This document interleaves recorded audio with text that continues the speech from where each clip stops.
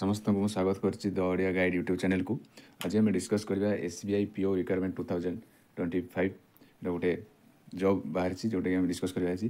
जदि organisation name देखिबा ताले एटा स्टेट बैंक ऑफ इंडिया रो ही नोटिफिकेशन बाहर छी। टाइप ऑफ जॉब हला ये परमानेंट जॉब, माने किसी डरिबा नहीं कि माने मो जॉब पाइला परे पुଣି मते बाहर कर देबे कि नहीं, एटा पूरा परमानेंट जॉब। कैटेगरी देखिबा जदि एटा सेंट्रल गवर्नमेंट जॉब जो बाहर छी हमर पोस्ट, एटा सेंट्रल गवर्नमेंट रो आउ name of the post Etah PO post है।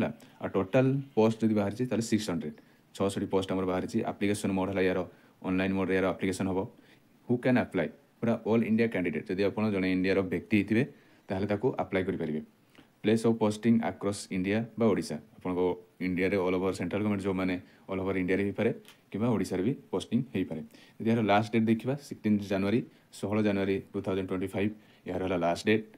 अप्लाई करेंगे किए ना बोथ मेल और फीमेल उभय पुओ और झील अप्लाई करेंगे जॉब को। तापर एजुकेशन क्वालिफिकेशन यार एजुकेशन क्वालिफिकेशन कौन रही एसबीआई पीओ रिक्वायरमेंट ना आज पर the state bank official notice official notice जहाँ से देती कहीं गोटे कैंडिडेट मोस्ट से कौन पास होता ग्रेजुएशन इन एनी डिसिप्लिन से ग्रेजुएशन कर दरकार एनी डिसिप्लिन ताहले से एलिजिबल ये एसबीआई पीओ पाई।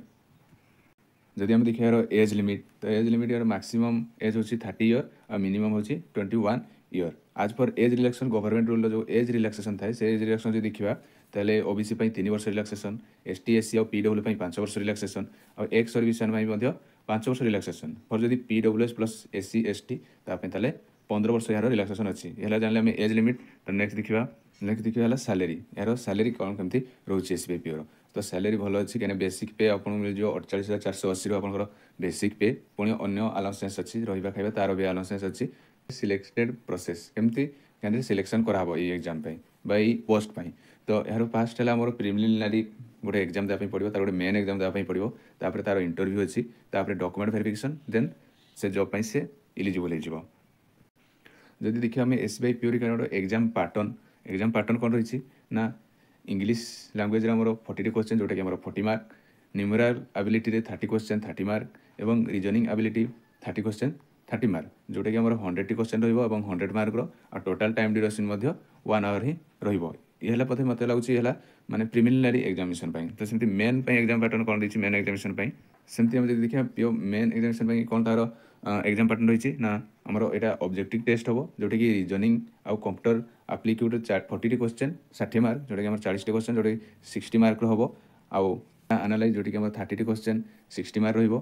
General answer economics banking knowledge या विषय 60 क्वेश्चन जोटा कि 60 मार्क रही। इंग्लिश लैंग्वेज सेमती 42 क्वेश्चन 20 मार्क टोटाल आमर के 170 मार्क आपको कौन क्वेश्चन देवाई पड़ो जो कि टोटाल मार्क है 200 और टाइम ड्यूरेशन यार रही 3 आवर। मेन एग्जामिनेशन आमर टोटाल क्वेश्चन है के 170 और टोटाल मार्क है 200 जोटा कि टाइम ड्यूरेशन आम रही 3 आवर टाइम ड्यूरेशन रही। तो नेक्स्ट जब देखिए एप्लिकेशन फी कहीं जनरल कैंडिडेट एप्लिकेशन फी है 750 टका आउ ईडब्ल्यूएस कैंडिडेट 750 टका ओबीसी 750 और जब पीएचडी कैंडिडेट होता फ्री आउ एसटी एससी कैंडिडेट माने एग्जाम फी है एप्लिकेशन फी के ना फ्री।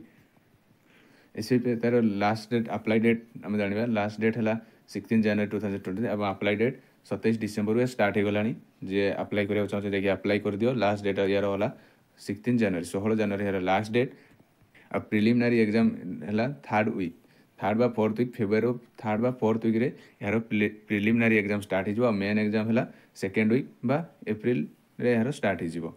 और ST ST candidate no fee जोटा मुझे कही ST ST candidate no fee. तो ये आज इनफर्मेशन जदि वीडियो भल लगी लाइक और शेयर करदे। रोची नमस्कार।